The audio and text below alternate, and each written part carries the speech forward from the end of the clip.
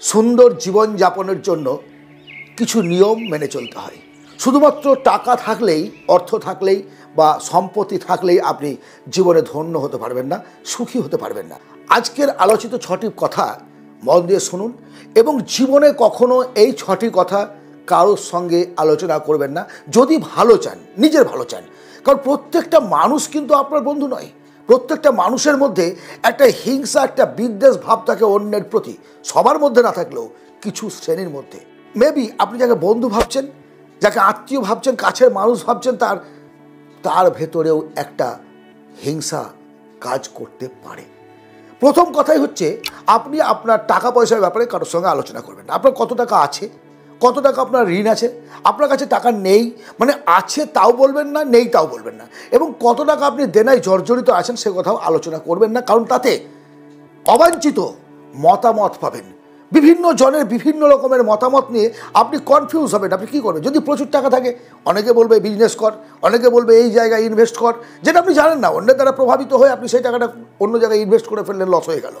যদি বলেন যে আপনি ঋণে জর্জরিত, আপনার আত্মীয় স্বজন, বন্ধু বান্ধব আপনার থেকে একটা একটা করে দূরে সরে যাবে, পাছে আপনি টাকা চান, পাছে আপনি বিপদে পড়েন। সুতরাং সুসম্পর্ক কেউ রাখার চেষ্টা করবে না। আর যদি বলেন যে আপনার পরিবারে টাকা নেই, অভাব চলছে, তাহলেও সেও একই কথা। আপনার প্রিয়জন আপনার ফোন দেখলে কেটে দেবে বা ব্যস্ত আছি বলে সরে যাবে, কথা বলবে না, আত্মীয়তা রাখবে না। এটা হচ্ছে জগতের নিয়ম।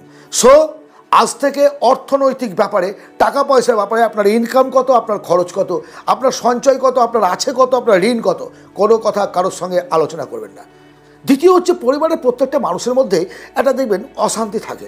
বাবার সঙ্গে সন্তানের, স্বামী স্ত্রীর মধ্যে একটা অশান্তি হবে, এটা স্বাভাবিক। কিন্তু খটাখটি লাগবে, আবার মিলে যাবে, পাড়া প্রতিবেশীর মধ্যেও সেটা হয়।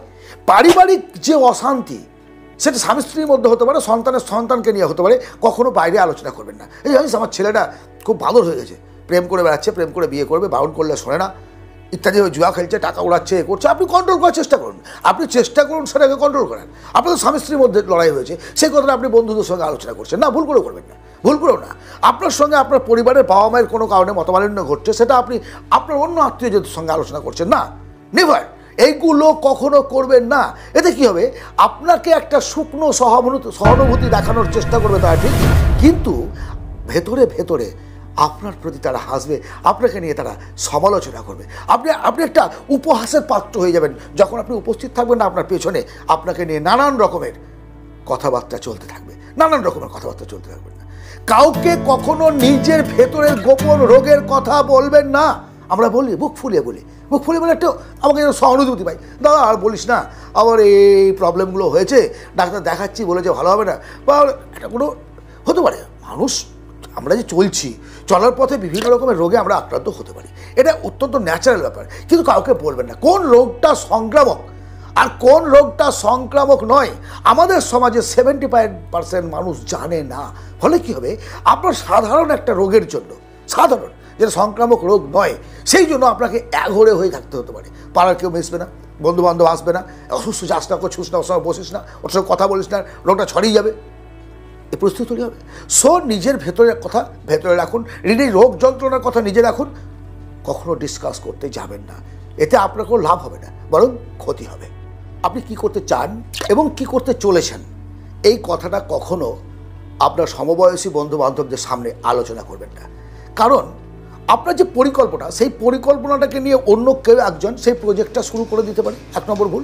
দ্বিতীয় হচ্ছে, আপনি যে পরিকল্পনাটি করেছেন সেই পরিকল্পনাতে তারা আগুন ধরিয়ে দিতে পারে। কী হবে? এই কাজটা করবি, এই কাজে সফল হয় কেউ? দেখ কত কম্পিটিশান মার্কেটে, কেউ জীবনে সফল হয়নি। ভাই, যে কোনো কাজ করো বর্তমান যুগে, চাকরি করতে চাও, বিজনেস করতে চাও, এবং বিজনেসের ক্ষেত্রে যে কোনো ডিপার্টমেন্টাল বিজনেস করতে চাও, প্রত্যেকটা লাইনে কম্পিটিশান আছে, কম্পিটিশান থাকবে। কিন্তু ডিমোটিভেট করার জন্য তারা একটা জায়গায় রেডি হয়ে বসে আছে। তুমি যখন তোমার মনে কথাটা বলবে না, তুই পারবি না, তোর দ্বারা হবে না, এই কথাগুলো বলা 99% লোক তুই পাবে। সত্যি যদি চান জীবনে প্রতিষ্ঠিত হতে, তাহলে আজ থেকে আপনার ভেতরের পরিকল্পনার কথা আপনার বন্ধুবান্ধব মহলে হোক, আত্মীয় স্বজনে হোক, কোথাও খুব প্রিয়জন ছাড়া না ডিসকাস করবে না। ফলেনও পরিচয়তে কাজ শুরু করুন, প্রজেক্ট শেষ হয়ে যাবে, লোক দেখতে পাবে, চমকে যাবে। চমকে দিন, বাস আগে থেকে বলবেন না। আগে থেকে আপনাকে পজিটিভ এনার্জি দেওয়ার লোক নেই। পজিটিভ এনার্জি একমাত্র দেবে ইউনিভার্স, এই প্রকৃতি, আপনার স্টাডি করার ক্ষমতা, আপনার স্কিল, আপনার জ্ঞান, আপনার মেধাশক্তি এবং আপনার সহানুভূতি। বাট আপনার মনোবলকে ভেঙে দেওয়ার জন্য হাজার হাজার লোক পাবেন।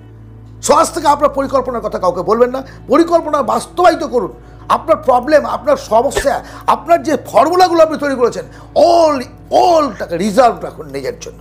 কাউকে কখনো বলবেন না, কাউকে না। আমরা প্রত্যেকে প্রশংসা চাই। প্রশংসা আমাদের উদ্দীপনা বৃদ্ধি করে এবং ভালো লাগে শুনতে। কেউ যদি এসে বলে, দাদা আপনার এই বিষয়টি খুব ভালো লাগে, আপনার লেখালেখি করা খুব ভালো, আপনার বলার ভঙ্গিমা খুব ভালো, আপনার চেহারা খুব ভালো, ইত্যাদি, তখন মনের মধ্যে একটা দারুণ সুন্দর জোয়ার, আনন্দের জোয়ার বয়ে যায়।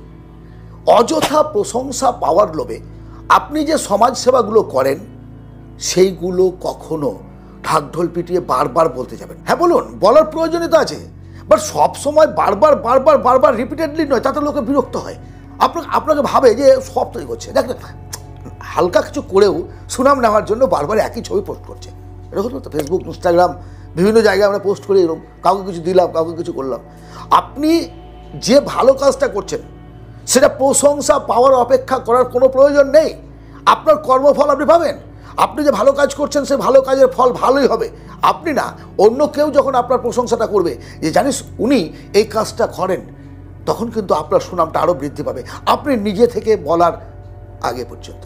আরেকটা বিষয় মনে রাখবেন, আমরা যে কাজগুলো করছি না, এই কাজ করতে গিয়ে কিছু ভুল হয়, ত্রুটি হয়, ফেলিওর আসে, এবং সেটাকে একটু সহানুভূতি পাওয়ার জন্য বা মনটাকে হালকা করার জন্য কাউকে বললাম। মেবি প্রেমে ব্যর্থতা হোক, চাকরিতে ব্যর্থতা হোক, বিজনেসে ব্যর্থতা হোক, বললাম।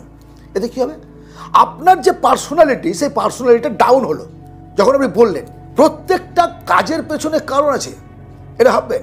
যা কিছু ঘটে ভালোর জন্য, কীভাবে ভালোর জন্য আমি পরবর্তী কখনো আলোচনা সেটা বুঝিয়ে দেবো, যে যা ঘটে সেটা ভালোর জন্য, আপনার শিক্ষার জন্য। আমি ফেলিওর হয়েছি, কেন ফেলিওর হয়েছি, কেন ফেলিওর হলো, কোন দুর্বলতা ছিল আমার, সেগুলোকে ঠিক করে নিয়ে আবার নতুন পদক্ষেপে কাজ করতে শুরু করতে হবে। বাট এটাকে বলে নিজের ওয়েট লস করবেন না। কারণ কী হবে, আপনি কোনো একটা প্রজেক্ট করছেন, কেউ ইনভেস্ট করবে, যখন ভাববে যে এই প্রজেক্টটাতে সে বারবার লস করছে, তখন তারা আর ইনভেস্ট করবে না, বিভিন্নভাবে তারা সরে যাবে আপনার থেকে, নিজেকে আপনাকে দুর্বল ভাববে।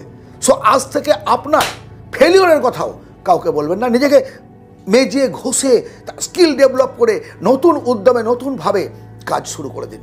সবশেষে বলবো, আমরা এই আধুনিক সময়ে, বর্তমান সোশ্যাল মিডিয়ার সময়ে একে অন্যজনকে সব করার জন্য ব্যস্ত। মানে নিজের একটা সুন্দর ছবি তুলে ফেসবুকে পোস্ট করছি, আমার স্ত্রী, আমার মেয়ে, আমার ছেলে, আমার পরিবার, আমার সম্পত্তি, আমার টাকা ইত্যাদি কিছু, সব জাস্ট দেখানোর জন্য। এই যে দেখাতে গিয়ে অনেক রকমের ক্রাইমের মধ্যে আপনি জড়িত হচ্ছেন। আপনার পার্সোনাল তথ্য, পার্সোনাল ছবি, আপনার স্ত্রী, আপনার মেয়ের ছবি বিভিন্নভাবে সোশ্যাল মিডিয়ায় নিয়ে তারা রি-এডিটিং, এআইয়ের জমানা তো, রি-এডিটিং করে এমনভাবে পোস্ট করে ব্ল্যাকমেল করছে বর্তমান সময়ে, চিন্তা করতে পারবেন না। সো আপনার ব্যক্তিগত তথ্য অযথা, প্রয়োজন ছাড়া কখনো সোশ্যাল মিডিয়ায় শেয়ার করবেন না। প্রয়োজন নেই সেগুলো করার। আপনার বউয়ের ছবি পোস্ট করার কোনো প্রয়োজন নেই। খুব সুন্দরই দেখতে, ভালো কথা, সেটা আপনার বউ, আপনার স্ত্রী, আপনার মেয়ে খুব সুন্দর দেখতে, তো আপনার ছেলে ভালো, তাতেও কী হয়েছে, কী হয়েছে তাতে? এগুলো ব্যক্তিগত ব্যাপার, এগুলো নিজস্বতা। এই নিজস্বতাকে সোশ্যাল মিডিয়ার হাতে, একটা অন্য মাধ্যমের হাতে ছেড়ে দেবেন না, কখনো ছেড়ে দেবেন না। ইয়েস, এগুলো মনে রাখুন। এই কথাগুলোকে পুনরায় শুনুন, 1, 2, 3, 4, 5, 6 করে। প্রত্যেকটা কথা জীবন পরিবর্তনের ক্ষেত্রে অত্যন্ত গুরুত্বপূর্ণ। কারণ চাণক্যজির নাম আপনারা প্রত্যেকে শুনেছেন। চাণক্যজি ভারতীয় দর্শনের একটা উল্লেখযোগ্য মানুষ এবং পণ্ডিত মানুষ, রাজনীতিবিদ ছিলেন, দার্শনিক ছিলেন। তিনি মানুষের জীবন পরিবর্তনের জন্য অনেক কিছু বলেছেন, এবং তার বলা কথাগুলোই আজ আমি আমার মতো করে আপনাদের সঙ্গে শেয়ার করলাম। যদি ভালো লাগে অবশ্যই একটা লাইক করবেন, কমেন্ট করবেন, শেয়ার করবেন বন্ধু বান্ধবদের মধ্যে। প্রত্যেকের জানা দরকার। প্রত্যেকে পড়তে পারে না, বাট প্রত্যেকে শুনতে পায়। প্রত্যেকে শুনতে পায় না, অধিকাংশ মানুষ শুনতে পায়। ভালো থাকবেন। আরেক ভিডিওতে আরেকবার কথা হবে।